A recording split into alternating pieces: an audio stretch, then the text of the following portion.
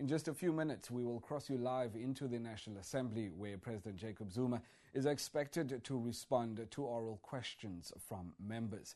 One of the questions that he will have to answer is a question from EFF leader Julius Malema, who's expected to ask the President on his report to Parliament about Nkandla.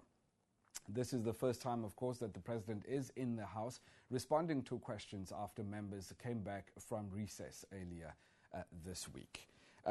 Another question that will be posed to the President is one from the Democratic Alliance, where the leader of the opposition, Mmusi Maimane, will ask the President on the way forward, at least when it relates to Mxolisi Nxasana, who is, of course, the National Director of Public Prosecutions. We do expect for proceedings to start in the House at any minute.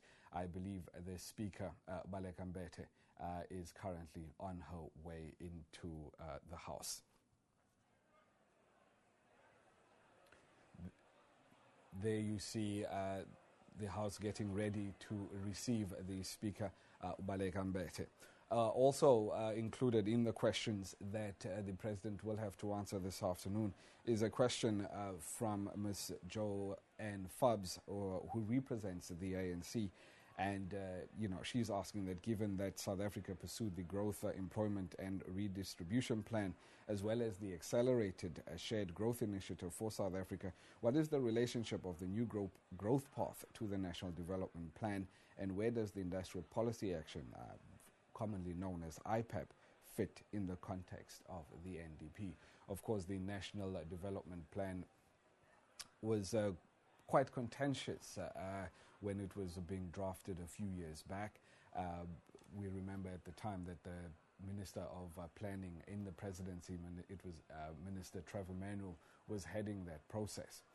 It has been adopted by government, and earlier this year, in both his States of the Nation addresses, the President alluded to the National Development Plan and how the country is gearing up and putting everything in place to be able to realize the vision set out in that document. The National Development Plan obviously has a plan to see South Africa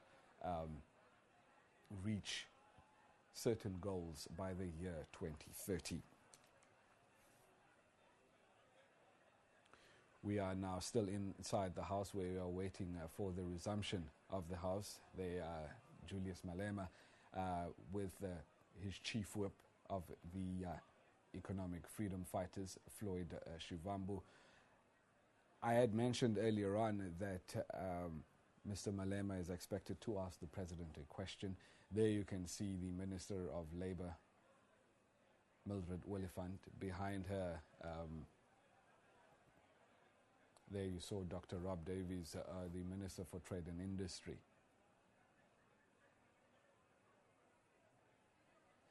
We are now watching the opposition benches.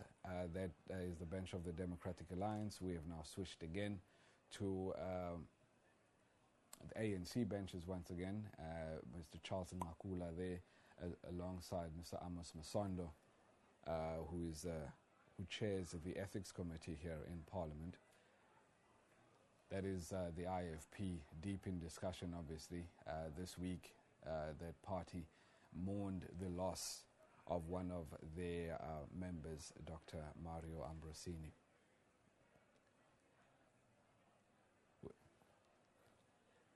The President, Jacob Zuma, there being greeted by Public Service and Administration Minister Collins Shabane. It is now very close to us crossing you live into the House.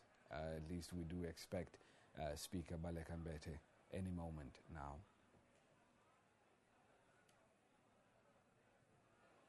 Once again, we see the President deep in discussion there with Mr. Collins Shabane.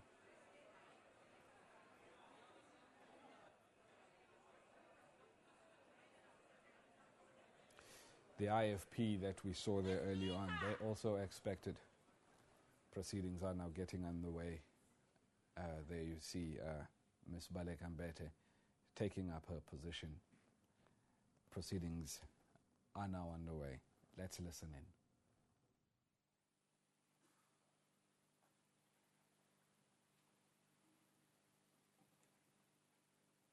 There will now be an opportunity for silent prayer or meditation.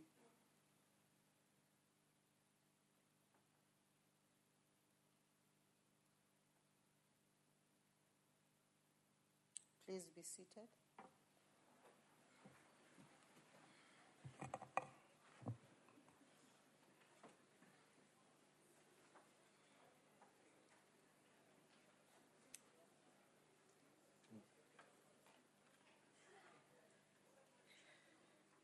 Honorable members, the only item on today's order paper is questions addressed to the President. Just to remind us, members may press the "to talk" button on their desks if they wish to ask a supplementary question. The first question has been asked by the Honorable J.L. Fabs.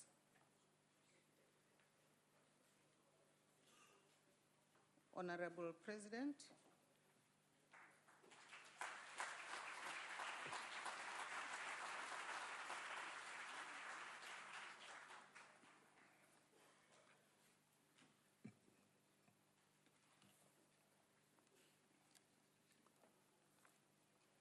Thank you, Honorable Speaker.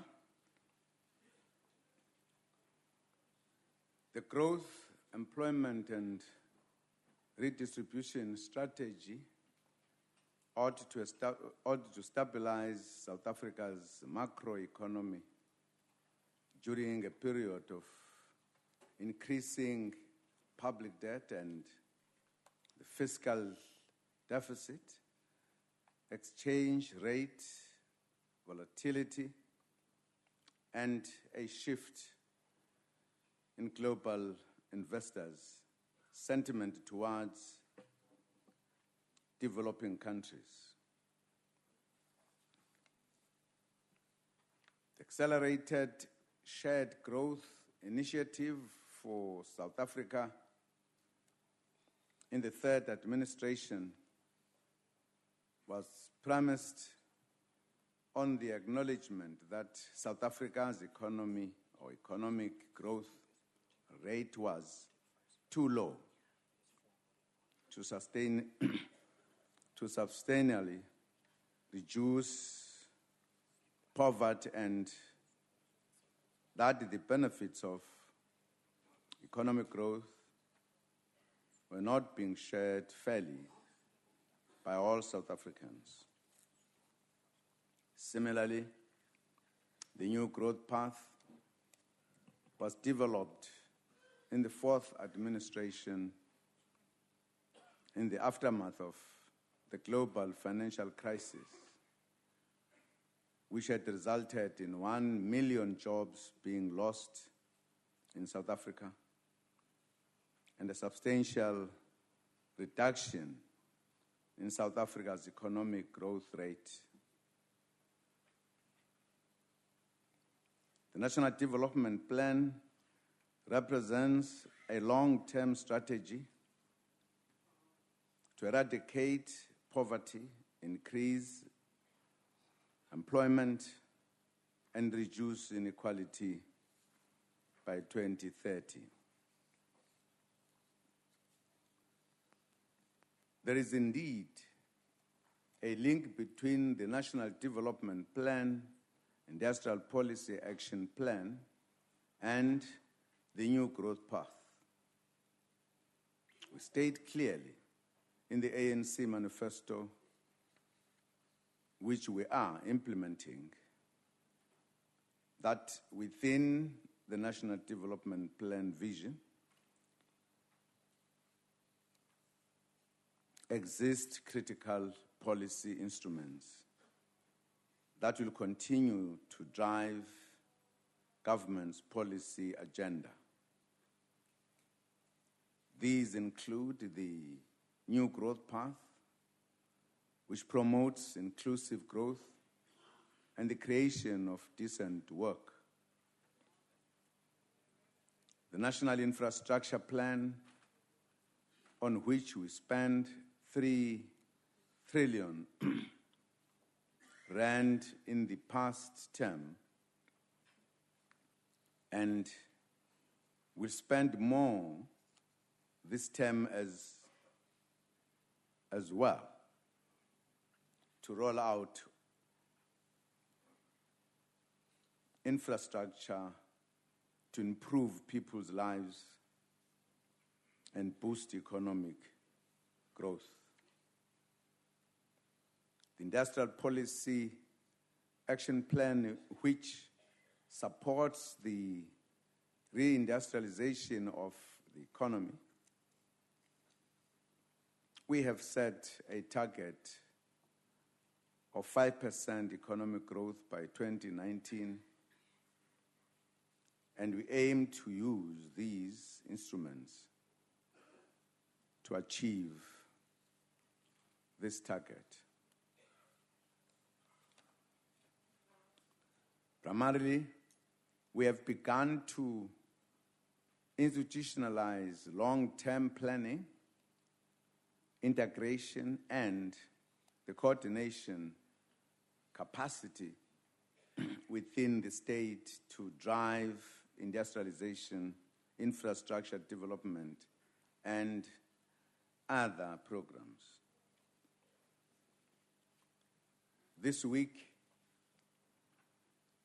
we reconstituted the Presidential Infrastructure Coordinating Council, bringing together national, provincial, and local spheres of government to hasten the delivery of roads, bridges, schools, hospitals, universities, colleges, dams, power stations, and other infrastructure. We are also implementing other initiatives such as promoting local procurement and the creation of decent jobs by directing the state to progressively buy at least 75% of its goods and services from South African producers.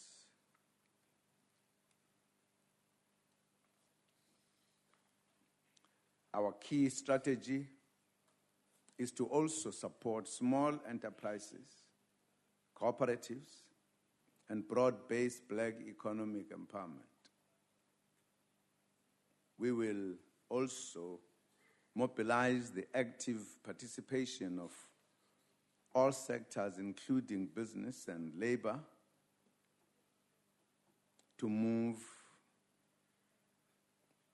our country forward towards the 5% growth target. I thank you, Madam Speaker. Honorable Fabs. Thank you, Honorable Speaker. Mr. President, thank The mic on. I thought it was. This is right. Thank you very much, Honorable. No, not yet. Well, if I may, I'll move. Right. Thank you, Honourable Speaker. Mr. President, I also wish to thank you for explaining part of that. And what I would appreciate, Mr. President, if given, as you also agree, these global threats and internal threats to the economy, can you just expand on the measures that are being implemented to ensure that the NDP and the NGP and the Industrial Policy Action Plan yield their intended objectives, particularly the creation of decent work? I thank you, Mr. President. Honorable the President. Thank you, Honorable Speaker. As I've indicated, the instruments that we are using to ensure that the National Development Plan moves forward, I have articulated the kind of instruments that we are putting together as elements, very clear elements that will help to ensure that it is indeed implemented, that indeed in 2030 we are able to see the results as articulated in the plan itself. There are many, many other things that we could talk about. I just picked up on those that are very critical kind of elements in the process of ensuring that indeed by 2030 we get what we wanted to get out of the NDP. Thank you, Honorable Speaker. I have two members of the Ahang. I will take the first one, Honorable Plowama, for a supplementary question. Remember, we're confined to 4, and it can't be 2 from the same party. Plowama, are you here? Madam Speaker, I'm here. It's just the machine is wrong. I did not indicate of asking a question. Oh, okay. Let's take Honorable Chishonga, also from Ahang. He's not there. I see your names here. So I think there's a mistake. Maybe you press the button without intention. The moment you press the button, you send a message to us. Is that Honorable Chishonga? Yeah, there was a problem of the machine, which is just misbehaving. We are not unable to switch it off. We found it being on. So we are unable to switch it on. That is why I requested some. Okay, you have no intention to ask a supplementary question? No. We move on to Honorable Swart of the ACDP. Thank you, Honourable Speaker. Arising from your response, Honourable President, most political parties are in broad agreement with the NDP, and the ACDP appreciates the efforts you have outlined today to implement measures to increase economic growth. Now, we know foreign investment remains one of the most crucial mechanisms to spur that growth, but as I'm sure you'll agree, multinationals need a stable and predictable policy environment. And in this regard, there are a number of bills that have caused concern and which, in our opinion, fly directly in the face of the National Development Plan. One of these is the Security Industry Regulation Amendment Bill, which requires foreign-owned security companies and their suppliers to sell 51% of their companies to South Africans. Now, that is in violation of our WTO's General Agreement on Trades and Services, and also causes investors to wonder what sector next will have to hand over their businesses. The other pieces of legislation are the Protection and Promotion of Investment Bill, the Expropriation Bill, and the Mineral and Petroleum Resources Development Amendment Bill. Now, Honourable President, does one not want to avoid causing foreign investors becoming jittery with such policies and bills, which can create the perception that South Africa is closing its doors to foreign direct investment? And this is against the backdrop of your visit to Washington and the Africa Growth and Opportunity Act, which requires any country wishing to benefit from that law to have, quote, a market-based economy that protects private property rights. Thank you, Speaker. Honorable President. Thank you, Honorable Speaker. I'm sure those bills were discussed by this Parliament, and I'm sure the intentions of the bills were articulated by members of Parliament. These were very specific, as you have just reminded us, very specific to specific sectors. They are not general bills to every sector of the economy. The one of security, there were specific considerations that were being raised insofar as that is concerned. I don't know how the debate went, but I'm hoping the debate indicated what probably were the issues. And I wouldn't want to venture into an area which perhaps we did not necessarily debate here. If you have the economy in your country, as we do, but there are issues that relate to the security of the country. I'm not sure whether that bill was not addressing how far the economic activities with regard to the security, how much they impact on the security of the country. And I don't think there is any country that can say we open up everything because we want foreign investors. The countries that lead in democracy, they've got very stringent security measures and bills to protect their countries. That's why I'm saying the opportunity must have been offered, that people should have articulated what occasioned those kind of amendments, etc., etc. With regard, as well, with regard to the second bill that you mentioned, I think there has been an agreed kind of approach that whilst the foreign direct investment is absolutely important, but you cannot do it at the exclusion in order to look at the internal dynamics, also the benefits to the citizens of the country, insofar as the economic activities are concerned. And I think, again, this bill was looking at that one. I'm sure if we were to debate outside, in order to take the time of this parliament, we could indicate the problems that people face in getting into the economy. Because, as you know, the economy does have a tendency to monopolize things.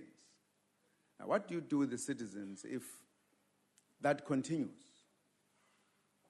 A country would then look at how you introduce the laws that must also cater, as they cater for the foreign direct investors, they must also cater for the citizens of the country. My understanding of the two bills were addressing those kind of issues, and I think no country cannot address those issues. I think any foreign investor will realize that this country cares for itself. And I don't think at the end they will not come because they see the two bills that address very specific issues. I don't think that will be the case. Thank you, Honorable Speaker.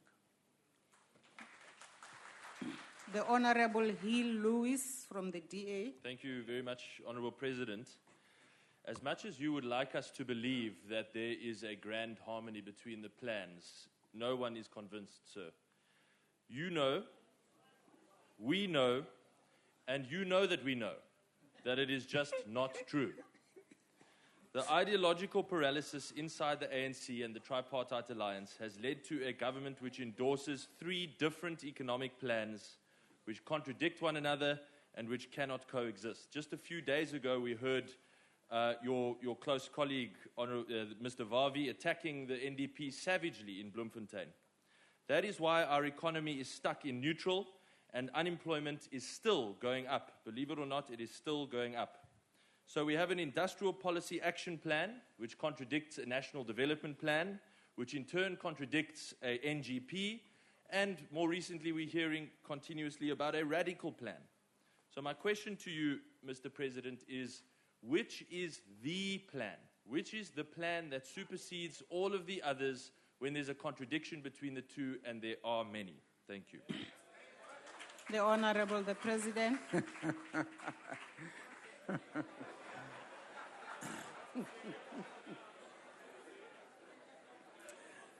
Thank you, Honorable Speaker. I'm sure anyone who is a politician who will start from the premise that the opposition will agree to everything will be a funny politician. Absolutely. That's precisely the reason why these good plans, some of you don't agree with. It does not surprise anyone. It's a normal thing in democracy, and that's why there's democracy. And you will try to find the problems where there are no problems. I've stated here very clearly that many of these are, in fact, part of the instruments we are using to implement and harmonize the National Development Plan.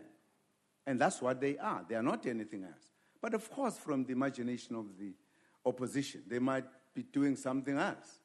You can't help that one. And that's why you have got to be here on the benches to raise your issues. Nothing surprises anyone. Absolutely. The plan is National Development Plan. That is the plan that is... that is a plan that is overarching on any other sub-plans. Others support this one. The matters are very clear. We have said this time and again. The comrade that we are quoting, my colleague, you are now wanting to believe that he has spoken for the first time. Vavi has been critical on a number of things. There's nothing new, even on the policies of the ANC. So you can't, in a sense, enhance your question by introducing his name. He's known that he's a very independent fellow in his views. So what's new? Nothing new. Thank you very much, Honorable Speaker. The Honorable Nkomo from the IFP. Thank you, Speaker. To the President, what plans are in place to bring down the cost of manufacturing in South Africa so as to alleviate our unhealthy dependence of foreign goods? Shouldn't South Africa be able to provide for itself and be an exporter instead of a chronic importer? Thank you. The Honorable the President. Thank you, Honorable Speaker. The issue of the cost of doing business is a matter that we are discussing continuously. And we are making every other thing to ensure that we deal with the issue. I don't think it is just in manufacturing only. There are a lot of other issues we are looking at to say, how do we bring the cost of doing business in South Africa down? But how also do we encourage South Africans themselves to participate and to be part of the economies in all sectors?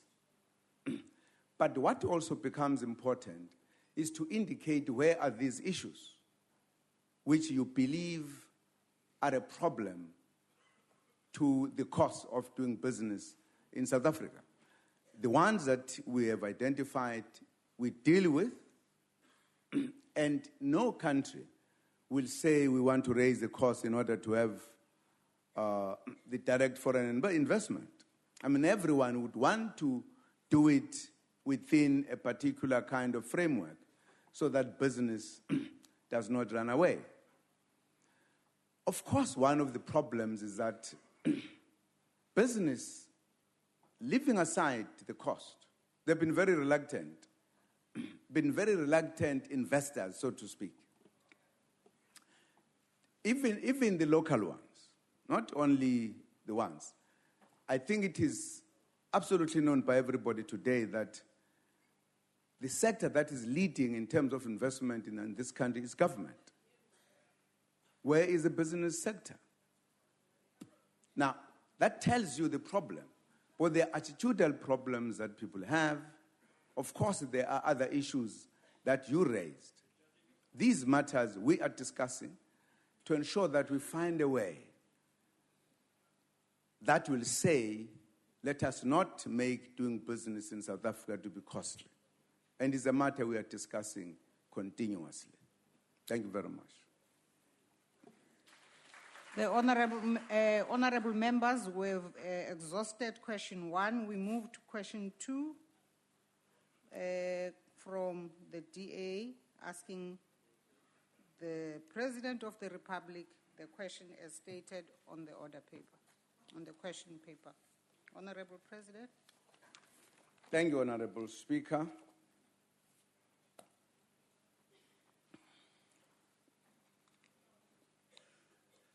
As we were finalizing the process related to the inquiry, we should include, among others, the terms of reference. The National Director of Public Prosecutions asked for a meeting with the President. I granted the meeting. He then postponed his challenge in court that was standing.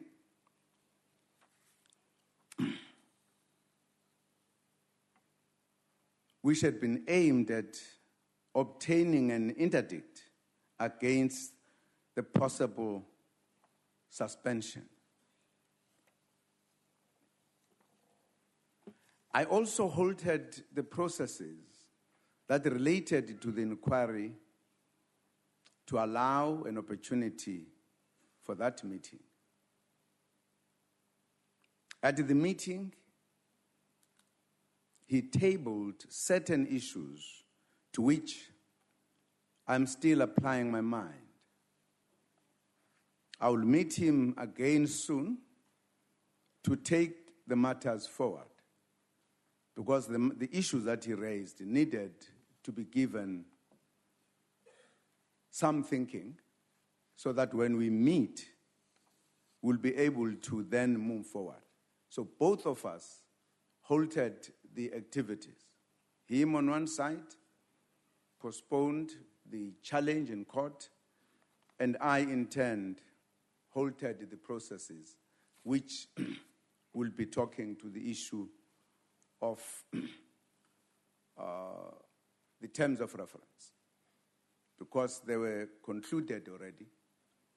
But that meeting was very important because as the government, it is absolutely important to hear what people have to say. And indeed, that meeting was very important from my point of view. Thank you, Honorable Speaker. The Honorable Macpherson from the DA.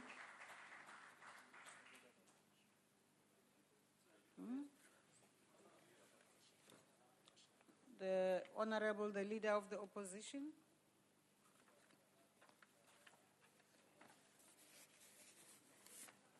Thank you, Speaker.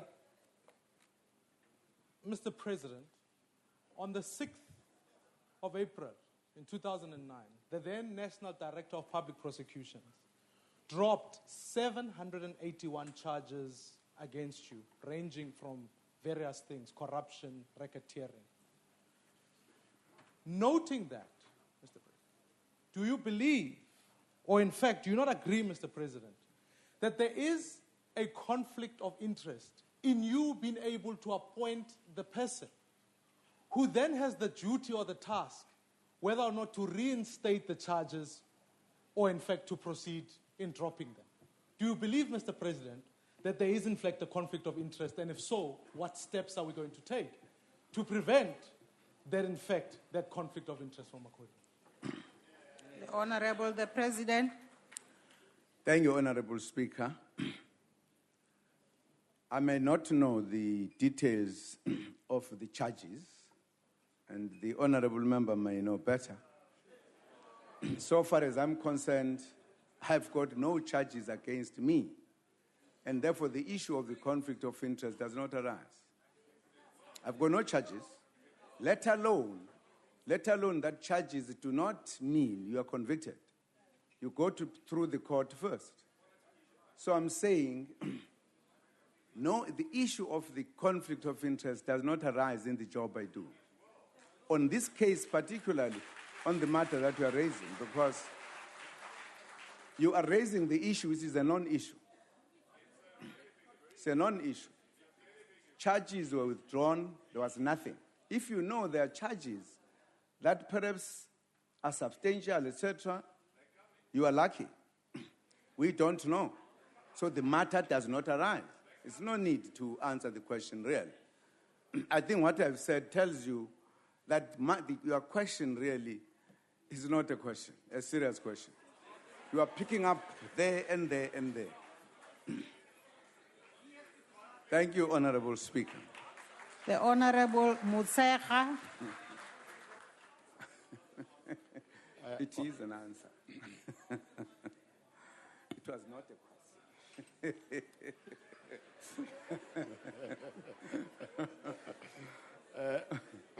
Honorable President, can you assure this House that government will do everything possible to bring about stability at the NPA so that the institution can focus on its work effectively without distractions.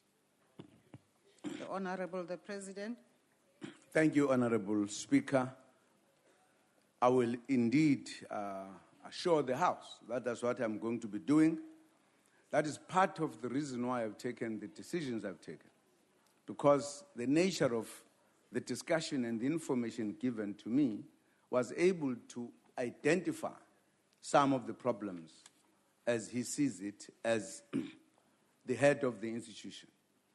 Certainly, once we are over with this matter, with the current one, we will certainly act in a manner that will ensure that this institution is stable. Thank you very much. The Honorable Swart, ACDP. Thank you, Speaker. Arising from your response, Honourable President, I represented the ACDP on the ad hoc parliamentary committee dealing with the Nkandla inquiry into Advocate Piccoli's fitness to hold office as NDPP. Now, notwithstanding the fact that the inquiry found that Advocate Piccoli was fit and proper person to hold that office, the then President Motlanthe decided that he should not be retained in that office. At that stage, Parliament considered the desirability of Parliament, playing a more substantive role in the suspension and firing of the National Director of Public Prosecutions.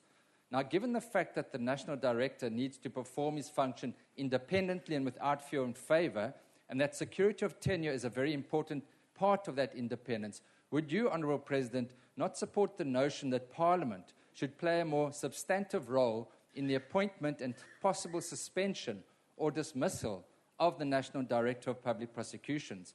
This could possibly be in a similar manner that judges are appointed and dismissed. Thank you, Speaker. Honorable the President. Thank you, Honorable Speaker. Well, I think these institutions were set out very clearly in the Constitution, how they are appointed, and if there were difficulties, how these will be handled. Insofar as the work of the executive related to the appointment of the head of this institution, that's a task given to another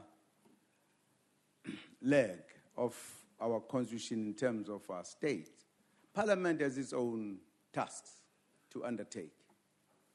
Well, if you want to request Parliament to be added something out of what is being done by the executive, is a different matter. I'm sure you are free to do so. Because I don't think there's been any problem. The matters were dealt with in the Piccoli matter that we talk about. Processes were undertaken. If the president at the time felt he could no longer work with this person, given what has happened, why should he be forced to do so? I don't think he should be forced to do so. I don't think he violated any law. Because even if there was no problem that he had gone to either commissions or whatever, if he was not satisfied with the performance, he would have taken a decision to say, you can't function at the level at which I want you, and therefore please go. I don't think precisely just because of that incident, you now think that presidents must be helped by Parliament in their job. I don't think so. I think we are doing the job there as given by the voters of this country very well. We, absolutely. There's we. There is we.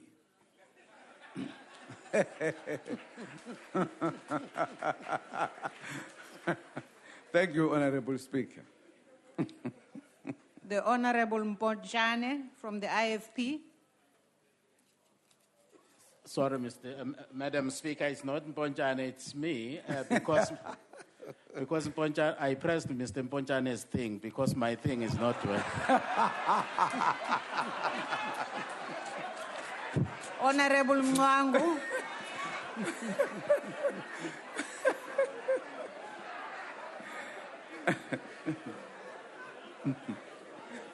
Honorable Mwangu, please. Thank you, Madam Speaker. We won't ask you what you are talking about. Well, I was ready to respond, Madam Speaker. Well, Your Excellency, Mr. President, the manner in which the National Director of Prosecution was appointed has undoubtedly created a great deal of controversy, which does not bode well for the credibility of that institution. Can His Excellency, the President, tell us what are the measures in place to ensure proper screening of candidates applying for senior positions is done? What should be held, or rather, who should be held responsible for not performing the proper background checks and balances other than being relieved of their duties? What other consequences are appropriate for these individuals? The Honorable the President. Thank you, Honorable Speaker. Well, I don't know how much the member knows what happened in the processes of employing the head of the NDP, because I thought that as far as the report, that all processes were followed up to the last. And those who were following the process were satisfied at the end that they can employ the head of NPA. Now, it's difficult to answer the part of the question that you don't know what is it that was not followed. I might begin to discuss speculation, because the member says, was the process followed properly? As far as I know, yes. And what's the issue? Why do we discuss that? Unless the member knows, which then would be a different matter. And then the member could tell us, this was not done, and that's why there are problems.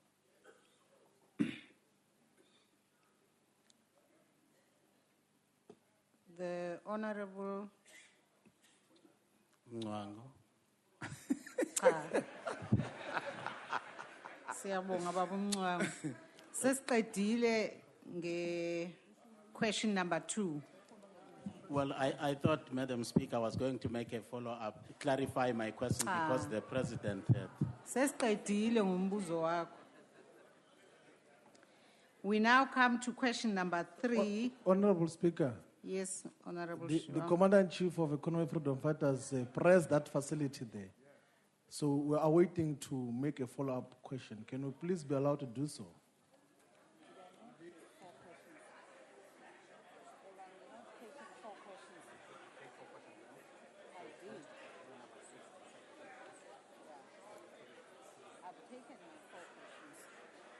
Honorable Member, if you heard me at the beginning, we're limited to 4 follow-up questions. After we have taken the original member who had asked the question as the first person raising a supplementary question, we've now taken 3 more, up to Honorable Mncwangu. So we've exhausted the 4 supplementary questions. And Chair. the EFF, let me finish. The EFF was listed as number 6 and 7. So you can't take a supplementary question in this particular question because we've finished, we've exhausted what we are allowed in terms of supplementary questions. And we would like to move on to Chair. the question that No, had Chair, been... on a point of procedure here. These things that we press here, and then you decide who is the top 4 there. It's very problematic, because what if we are being excluded from following up a question here? Because we pressed immediately when you started asking about the second question. Now we are told we are number 6. Honorable Malema, we've taken the 4 questions as they appeared on the list of supplementary questions. So we have exhausted those 4 questions. We are now moving on to question number 3 by Honorable Speaker. Honorable Speaker, can I address you? Honorable Speaker. Where are you? Yes, Honorable Member. Thank you, Honorable Speaker. Honorable Speaker, according to House Rule number 72, a member may speak when called upon to do so by the presiding officer.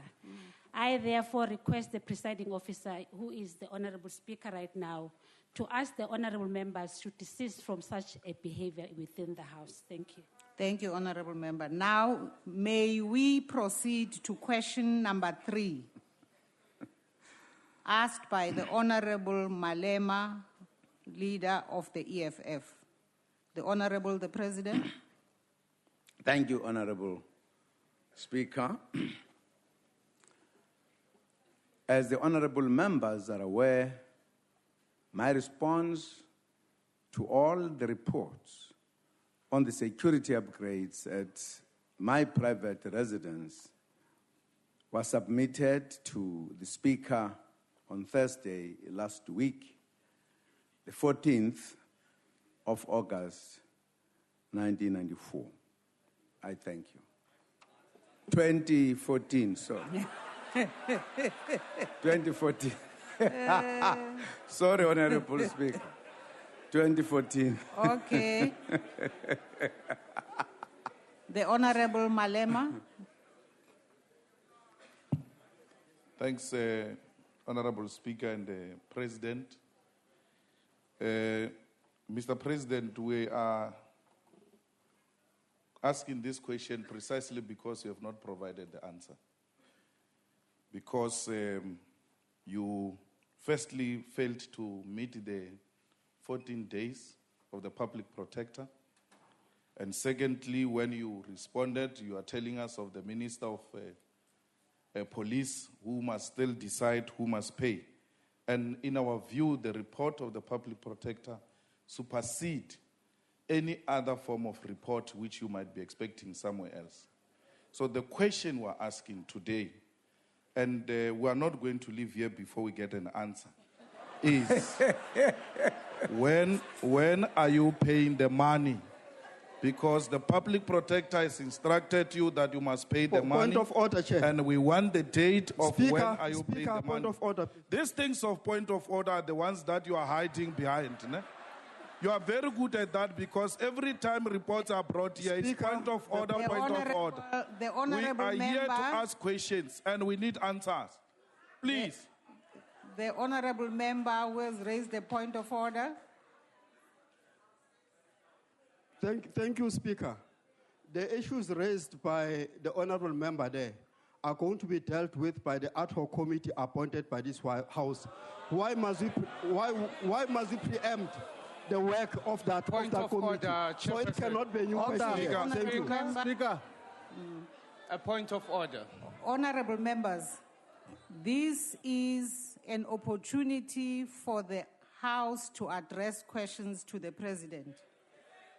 I now give the President the opportunity to respond to the supplementary question of Honorable Malema.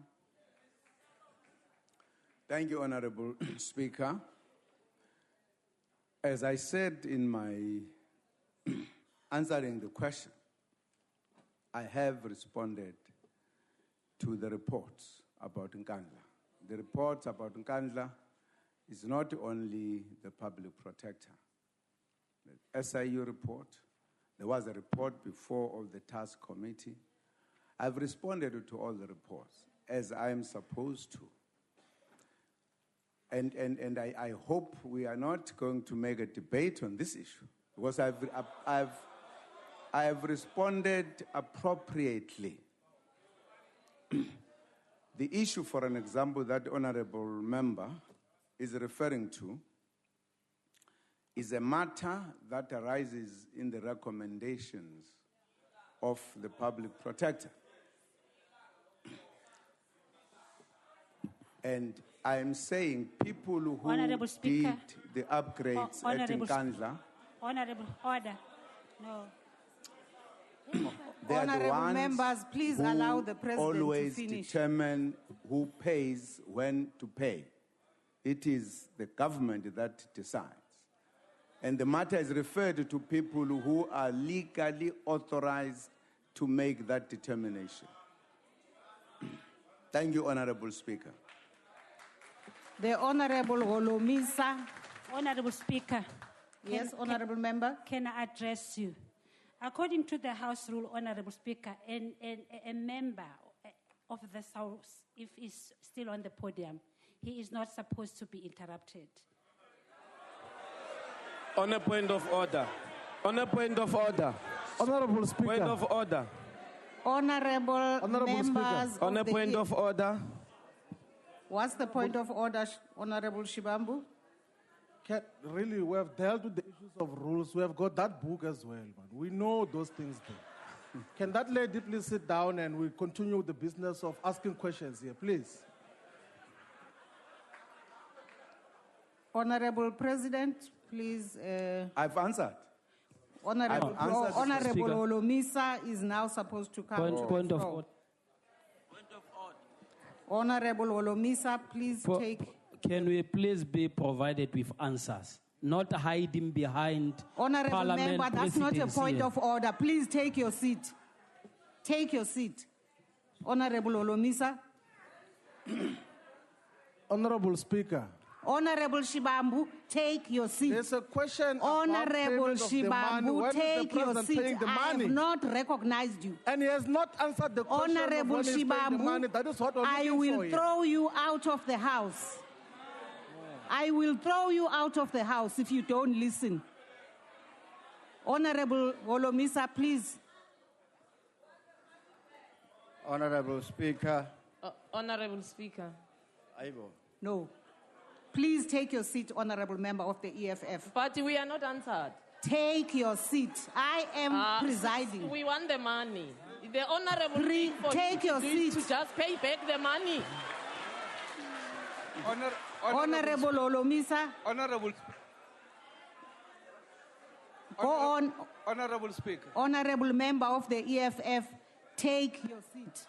Can I take your seat? I am not recognizing you. Can we address you on this issue? I am not recognizing you. If you can only listen I and then am decide whether Honorable to sustain Member, the matter or I not. am presiding and I'm allowing honorable members to talk to the President, Honorable get Speaker, supplementary the issue here questions. is about the money. When Take your seat, honorable members. Can you get Take the your answer seat. Take your seat. I will have to ask the Sergeant at Arms to take out members who are not serious about this sitting. On a point of order, I'm asking for to be recognized, Honorable Madam Speaker, on a Sergeant point of at order. Arms, please assist me with relieving the members who are in this house who are not serious about this sitting to take serious, their Chair. leave. Who are raising a point of order. You're not I am not allowing Nkandla, that's what we want. allowing There's you. no member of That man is a public. Honorable members, We want the man leave from the Nkandla. house. No, all we are Speaker, asking is leave the house. paying back the money. Why are we getting thrown out? That money, Nkandla money must be paid. You can't hide behind presidency. Honorable members, I'm calling the security. I'm suspending the house for a few minutes for these On a honorable point of members order, to Chair. leave. 1 hour money. We want The money. house is Pay suspended back for our 3 money. minutes. Go. 1 hour money. 1 hour money.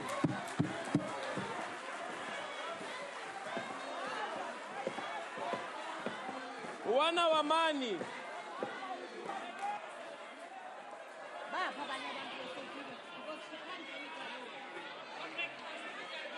Date and time. You won't remove us. We're not going anywhere. Pay back the money. Pay back the money. Pay back.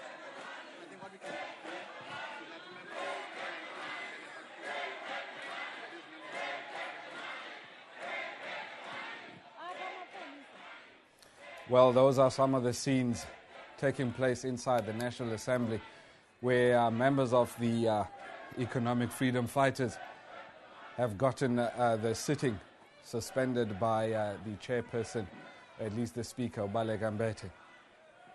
The Economic Freedom Fighters are protesting right now.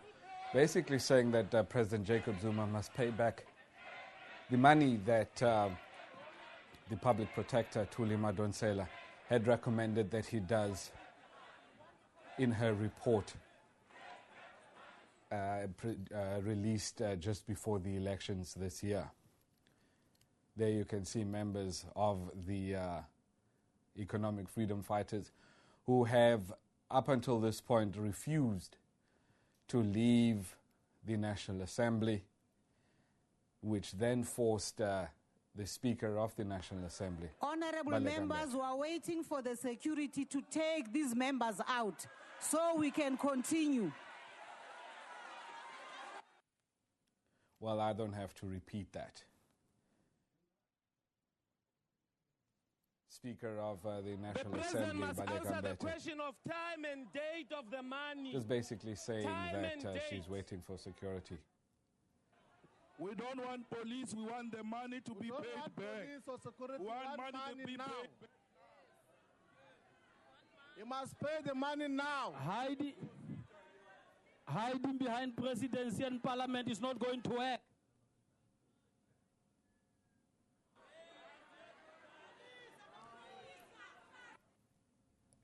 This is something quite unprecedented Nkandla money in must the be National paid. Assembly.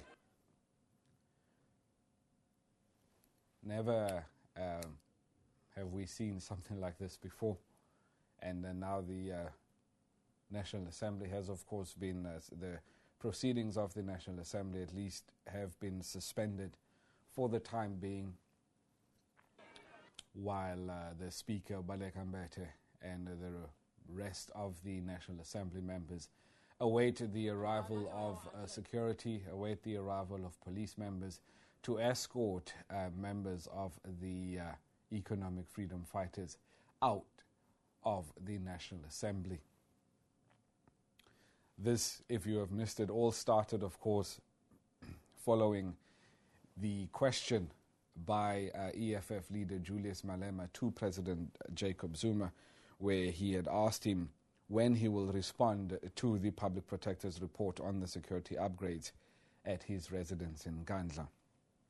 The EFF then, once the President had responded, the EFF felt that the President had not adequately addressed or answered their questions, and they then started protesting, as they continue to do up until this point, basically saying that they want President Jacob Zuma to pay back close on to 155 million rand, which the Public Protector had said or had recommended in her report that the President must then at least look to pay back some of that money.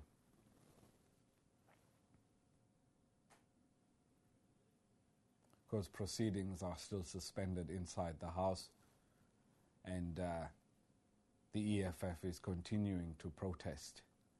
We're not sure what is going to happen next, but the Speaker of the National Assembly, Baleka Mbete, did say that they were awaiting security, which we suspect will be members of the South African Police Service, to come and escort the members of the economic freedom fighters out of the National Assembly.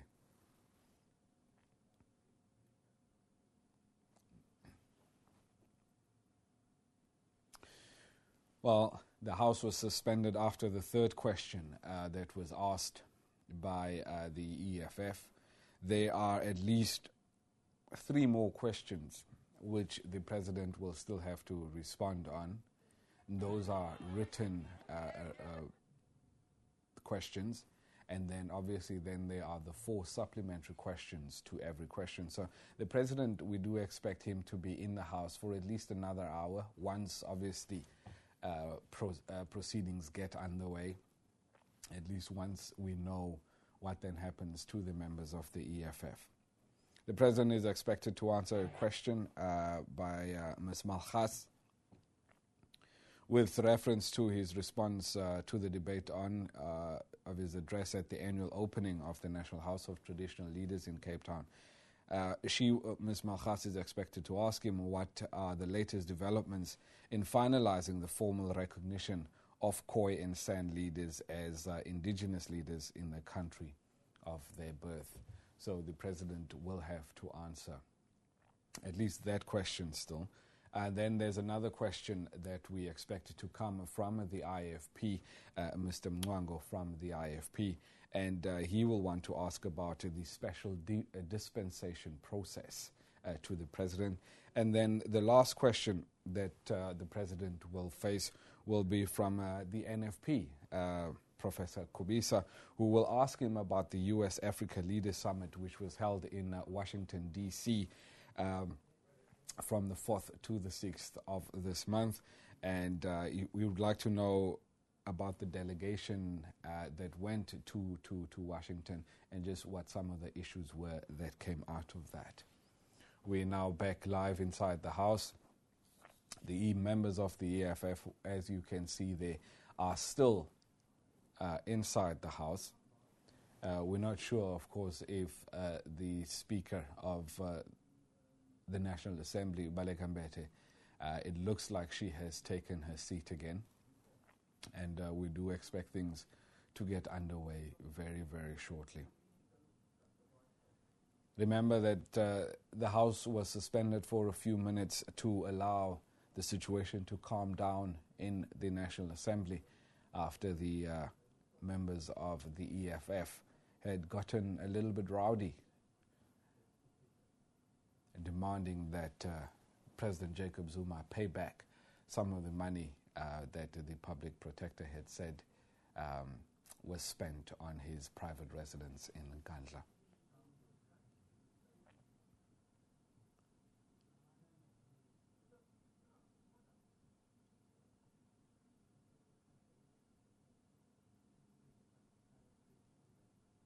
It seems like proceedings are about to get underway.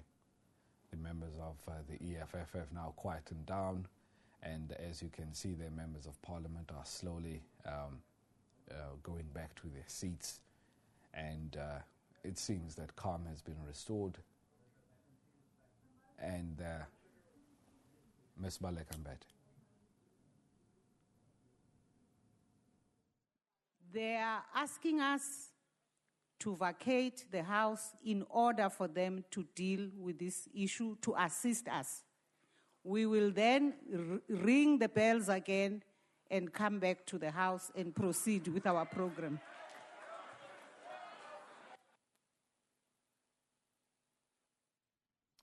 Well, the Speaker of the National Assembly, at least, asking the members to vacate the House. We're not sure how long this vacation of the House is likely to take place. But for now, I think let's hand you back over to our colleagues in Johannesburg, and hopefully we will come back and bring you more action from the National Assembly once proceedings get underway.